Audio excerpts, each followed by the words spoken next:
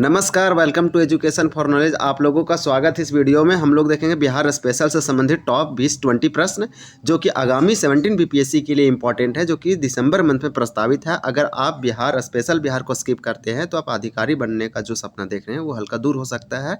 इसलिए आपको लगातार जो स्पेशल बिहार है उसको भी टारगेट करना है। करंट अफेयर है, साइंस है, हिस्ट्री है, लगातार जो बड़े मेजर सेक्शन है उसको लगातार आपको रिवीजन करते रहना है और प्रैक्टिस करते रहना है। तो यहाँ पे आर्द्र भूमि से संबंधित हम लोग प्रश्न देखेंगे जो कि बिहार स्पेशल है। तो यहाँ पे जो है इंपॉर्टेंट प्रश्न सारे लिए गए हैं और इस सेक्शन के अंतर्गत हम लोग एमसीक्यू देखने से पहले हम लोग देखेंगे थोड़ा सा थ्योरी, उसके बाद तुरंत हम लोग यहाँ पे प्रैक्टिस करेंगे या फिर इसका एमसीक्यू देखेंगे। तो ये तुरंत हम लोग से क्विकली आंसर होगा। तो वो क्या होगा कि रिवीजन जो है या फिर याद रहेगा जो इसका आंसर वो अधिक समय तक रहेगा। तो यहाँ पे वेटलैंड्स एरिया है या फिर आर्द्रभूमि क्षेत्र है, ये रामसर साइट्स भी बोल सकते हैं। तो इससे संबंधित देखेंगे। तो चलिए हम लोग पहले इसका थ्योरी देख लेते हैं। तो आप देख सकते हैं यहाँ पे थ्योरी दिया गया है कि आर्द्रभूमि क्षेत्र, तो देखिए वह भूमि जहाँ पानी का तल प्रह जमीन की सतह पर या जमीन की सतह के पास होता है या जहाँ भूमि का भाग उथले पानी के द्वारा ढका रहता है, आर्द्रभूमि कहलाती है। अगर आपसे पूछा जाएगा डिफिनेशन में या फिर डायरेक्ट डिफिनेशन दिया रहेगा तो बोलेगा यह किसका कैरेक्टर है, या फिर ऐसे पूछा जा सकता है। जैसे में यूपीपीसीएस का आप क्वेश्चन देखिएगा तो वहाँ पे डायरेक्टली पूछ देता है कि आर्द्रभूमि क्या है। तो आर्द्रभूमि यानी वेटलैंड क्या कहलाती है, तो या तो भूमि के जमीन के समतल उसी के बराबर पानी है, पानी बहुत ही कम है, दलदली भूमि है, या तो बोल रहा है कि जमीन की सतह पर या जमीन के सतह के पास ही है, या तो जमीन के थोड़ा सा ऊपर है या सतह के पास है, या दलदली भूमि है जहाँ भूमि का उथले पानी के उथले भाग का ढका रहता है। यानी जहाँ भूमि का जो भाग है उथले पानी के द्वारा ढका रहता है, यानी जो भूमि है वह पानी थोड़ा सा ऊपर उठा हुआ है और उससे भूमि जो है पूरी ढका हुआ है, वही आर्द्रभूमि वेटलैंड कहलाती है। तो हम लोग ये देखें। अब जो इम्पोर्टेंट है इसके अंतर्गत जो अधिक पूछने की संभावना है वो देखेंगे। तो यहाँ पे देखिए अंतर्राष्ट्रीय या फिर आर्द्रभूमि क्या लिखा है कि आर्द्रभूमि से संबंधित अंतर्राष्ट्रीय रामसर ईरान सम्मेलन जो 1971 ईस्वी में आयोजित हुआ था। तो आपसे पूछा जाएगा कि अंतर्राष्ट्रीय रामसर सम्मेलन कहाँ पे हुआ था और कब हुआ था। तो रामसर सम्मेलन ईरान में हुआ था। ईरान का शहर है रामसर, इसलिए इस सम्मेलन का, इस कन्वेंशन का भी नाम रखा गया रामसर। तो अंतर्राष्ट्रीय रामसर सम्मेलन 1971 में हुई थी ईरान के रामसर शहर में, जो कि इम्पोर्टेंट है। तो इस प्रकार से हम लोग नेक्स्ट देखेंगे। तो यहाँ पे दिया गया है, आप देख सकते हैं कि रामसर सम्मेलन के अनुसार आर्द्रभूमि वह क्षेत्र है जो दलदली पट्टी वनस्पति पदार्थों से ढकी भूमि प्रकृति या कृत्रिम अस्थाई या अस्थाई अस्थिर या बहता हुआ मीठा खारा या नमक के पानी के क्षेत्र और समुद्री पानी के क्षेत्र जो ज्वार में 6 मीटर पानी में डूबा जाता। तो ये आपको याद रखना है कि 6 मीटर, यानी कि यहाँ आर्द्रभूमि सम्मेलन अंतर्राष्ट्रीय रामसर सम्मेलन के अनुसार 6 मीटर पानी में डूबा हो सकता है, यानी भूमि या ज्वार, तो उसे ही या फिर पानी से संतृप्त भूभाग को आर्द्रभूमि कहते हैं। तो ये सब थोड़ा सा याद रखना है।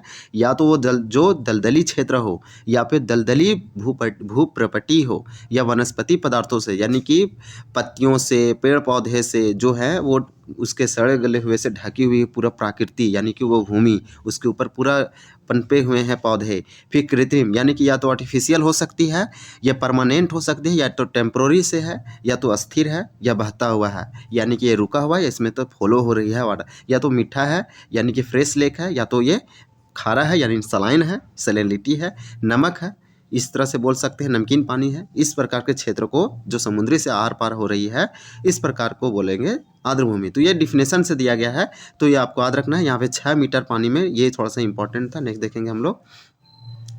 तो इस प्रकार की भूमि या तो साल भर आर्द्र रहती है या मौसम रहती है। तो यहाँ पे एक इम्पॉर्टेंट है कि इस प्रकार की भूमि या तो साल भर आर्द्र रहती है या तो मौसम विशेष है, क्योंकि मौसम के अनुसार इसमें पानी आती है और पानी ये स्टोर हो जाती है। ये एक और काम करता है आर्द्रभूमि, क्या करता है, अगर आर्द्रभूमि जिस राज्य में अधिक है, अगर वहाँ फ्लड आती है तो आर्द्रभूमि फ्लड आने से बचाती है बाढ़, क्योंकि आर्द्रभूमि में पानी लेने की क्षमता अधिक है, तो फ्लड समय वो पानी को स्टोर कर लेगी, उससे फ्लड कम हो सकती है। तो इस प्रकार से कुछ इंपॉर्टेंट है। उत्तरी बिहार के मैदान में, यानी कि गंगा नदी बिहार के 2 भागों में बांट रही है, उत्तरी बिहार का मैदान और दक्षिणी बिहार के मैदान। तो उत्तरी बिहार के मैदान में आर्द्रभूमि मूल रूप से मीठे साथ पाए जाते हैं उत्तरी बिहार के, इसलिए लिखा जा रहा है यहाँ पे। और नेक्स्ट देखेंगे तो मीठे जल के स्रोत, तो मीठे जल के स्रोत यानी कि फ्रेश वाटर यहाँ पे बोल रहा है कि उसका सोर्स है मीठे जल के स्रोत के रूप में झील, मन, चोर, दियार आदि के रूप में पाई जाती है।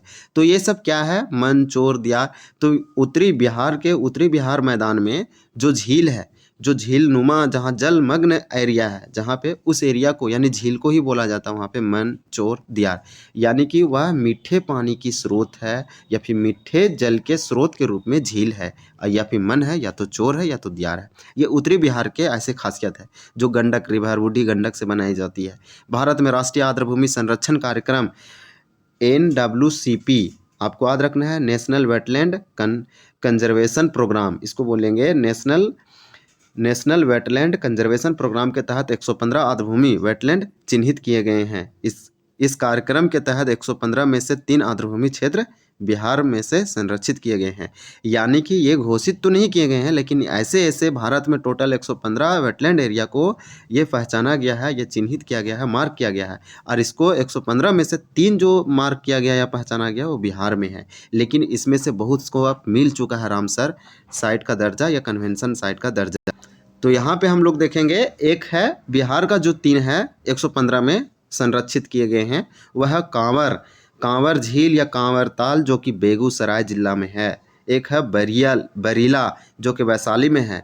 कुशेश्वर स्थान है जो कि दरभंगा जिला में है। इंपॉर्टेंट है, यहाँ से आपको याद रखना है। कुशेश्वर एक झील है, कुशेश्वर स्थान जो कि दरभंगा में है। बरीला वैशाली है। कांवर झील इंपॉर्टेंट है, एशिया की सबसे बड़ी गोखुर लेक है। इस प्रकार से हम लोग 3 देखें। नेक्स्ट थोड़ा सा थ्योरी और बचा हुआ उसको देखेंगे। यहाँ पे आप देख सकते हैं लिखा गया है कि बिहार राज्य सिंचाई आयोग, बिहार में एक कमीशन है, आयोग है, इसका नाम है बिहार राज्य सिंचाई आयोग। 1971 में राज्य के 3 लाख हेक्टेयर से भी अधिक भूमि को आर्द्र निम्न भूमि के रूप में चिन्हित किया गया है।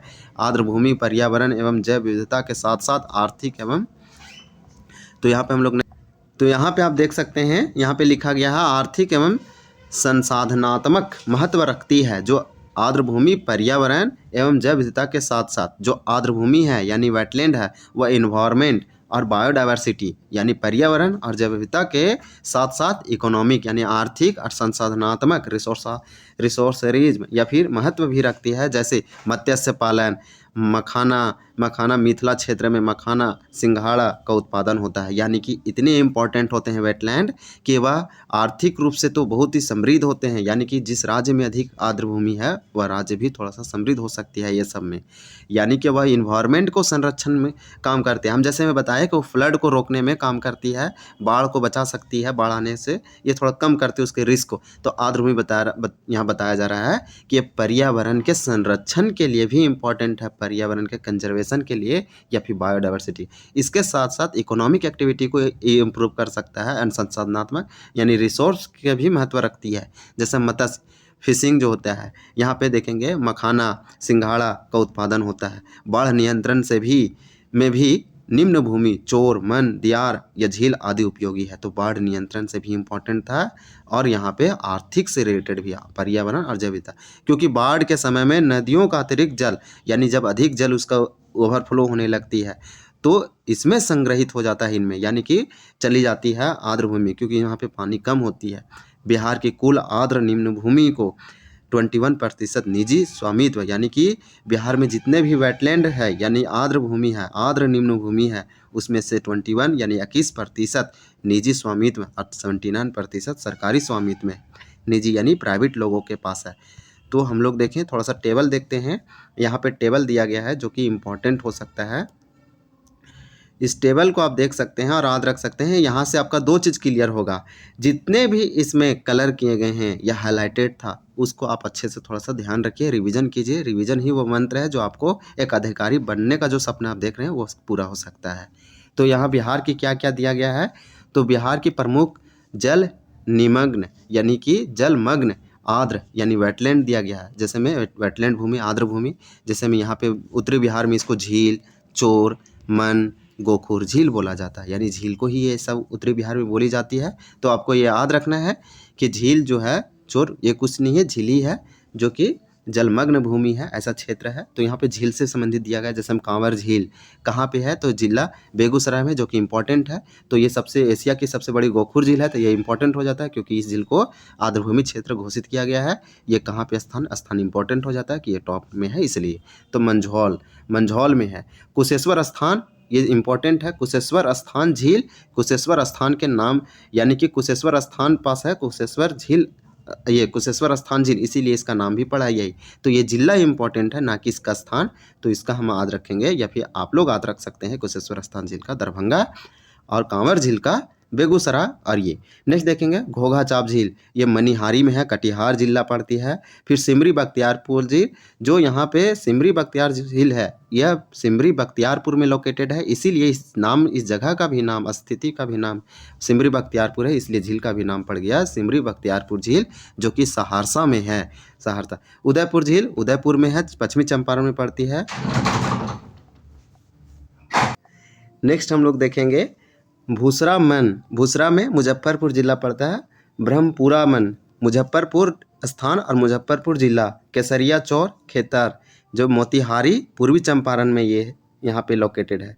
चेता चौर पिपरी पकरी, ये पश्चिमी चंपारण में। नेक्स्ट देखेंगे मनसी चौर फुलिया खर, जो खगड़िया में है। इसी तरह से भरथुआ चौर भरथुआ में है, मुजफ्फरपुर। तो स्थान इंपॉर्टेंट नहीं है, आप सिर्फ जिला कर सकते हैं, और इसमें भी इंपॉर्टेंट सारे नहीं है, जैसे हम टॉप के कुछ आप याद रखिए। भगवा चौर है, जो कि सहरसा में है। इसी प्रकार से बोरा चौर है, सारे ये सब चौर चौर झील है, यानी यहाँ पे सहरसा होगा।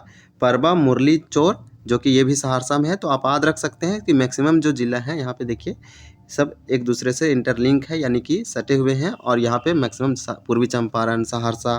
फिर इसी प्रकार से हरिया चौर, जो कि सारण जिला में है, और रघोपुर, जो कि वैशाली में है। नेक्स्ट हम लोग देखते हैं, तो ये टोटल इतना ही था थ्योरी। अब हम लोग चलिए एमसीक्यू देखते हैं।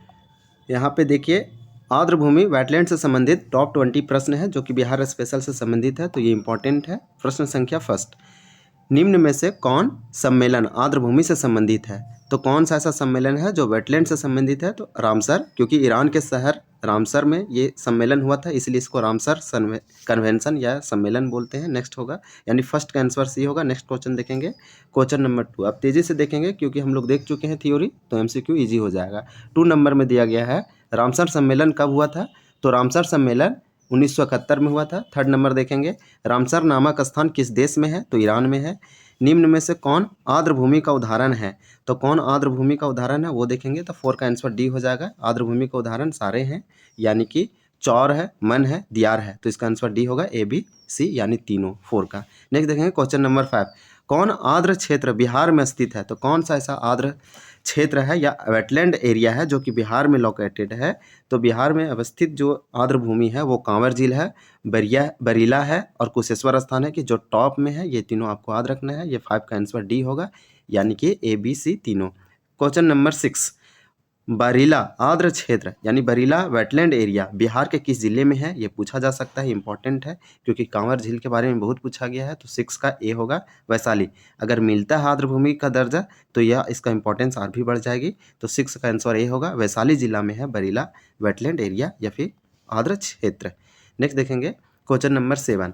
क्वेश्चन नंबर 7 में दिया गया है, बिहार के कुल आर्द्र निम्न भूमि में कितना प्रतिशत स्वामित्व निजी क्षेत्र में है? तो ये भी हम लोग देखे थे, निजी क्षेत्र में कितना है? 7 का डी होगा, 21%। जो बच गया वो निजी, ये वहाँ पे हो जाएगा सरकारी या फिर गवर्नमेंट में। नेक्स्ट देखेंगे 7 हो गया, हम लोग नेक्स्ट देखेंगे 8 नंबर। तो 8 नंबर में दिया गया है, उदयपुर झील किस जिले में है? तो उदयपुर झील किस जिले में है? तो इसका पश्चिमी चंपारण में है। नेक्स्ट देखेंगे क्वेश्चन नंबर, इसका हम लोग देखें क्वेश्चन नंबर 9, भूसरा मन कहाँ स्थित है? भूसरा मन located which place in Bihar? तो क्वेश्चन नंबर 9 का आंसर जो है वह डी हो जाएगा, मुजफ्फरपुर में है। 10, ब्रह्मपुरा मन कहाँ पे है? तो ब्रह्मपुरा मुजफ्फरपुर में है, यानी भूसरा मन और ब्रह्मपुरा मन इंटरलिंक करके याद कीजिए, आपको लंबे समय तक याद रहेगा। और दोनों का दोनों मुजफ्फरपुर जिला में है, बिहार के। नेक्स्ट देखेंगे प्रश्न संख्या 11, क्वेश्चन नंबर 11, केसरिया चौर किस जिले में स्थित है? पूर्वी चंपारण में है। चैता चौर कहाँ स्थित है? तो चैता चौर देखेंगे 12 नंबर का आंसर जो है ए हो जाएगा, पश्चिमी चंपारण में है। तो केसरिया चौर आपसे पूछा जाता है तो पूर्वी चंपारण में, जबकि चैता चौर पूछा जाएगा तो पश्चिमी चंपारण में। दोनों को आप अच्छे से समझिए और अच्छे से याद कीजिए। क्वेश्चन नंबर देखेंगे 13, मानसी चौर या मानसी चौर कहाँ स्थित है? तो 13 नंबर का आंसर सी होगा, खगड़िया जिला में स्थित है। नेक्स्ट देखेंगे क्वेश्चन नंबर 14, जो कि ये सब सारे इंपॉर्टेंट है। कुछ इसमें जैसे हम टॉप में देखे क्वेश्चन वो भी इंपॉर्टेंट था, भरथुआ चौर किस जिले में स्थित है? तो 14 नंबर का ए होगा, मुजफ्फरपुर में है भरथुआ। भगवा की चौर किस जिले में स्थित है? तो भगवा सहरसा में है, भगवा चौर सहरसा में है और भरथुआ मुजफ्फरपुर में है। तो ये सब इम्पोर्टेंट है। नेक्स्ट देखेंगे क्वेश्चन नंबर 16, बोरा चौर कहाँ स्थित है? तो 16 का आंसर ए होगा, सहरसा में है बोरा चौर। परबा मुरली चौर कहाँ स्थित है? तो ये भी सहरसा में है। परबा मुरली, बोरा चौर, ये सब सहरसा में लोकेटेड है। तो यहाँ पे 17 का आंसर बी होगा। अब नेक्स्ट देखेंगे 18 नंबर। 18 नंबर में दिया गया है कि मुर्दापुर या मुरादपुर चौरे किस जिले में स्थित है? तो मुरादपुर चौर किस जिले में स्थित है बिहार का? तो सहरसा में है। हरिया चौर या चौरे किस जिले में स्थित है?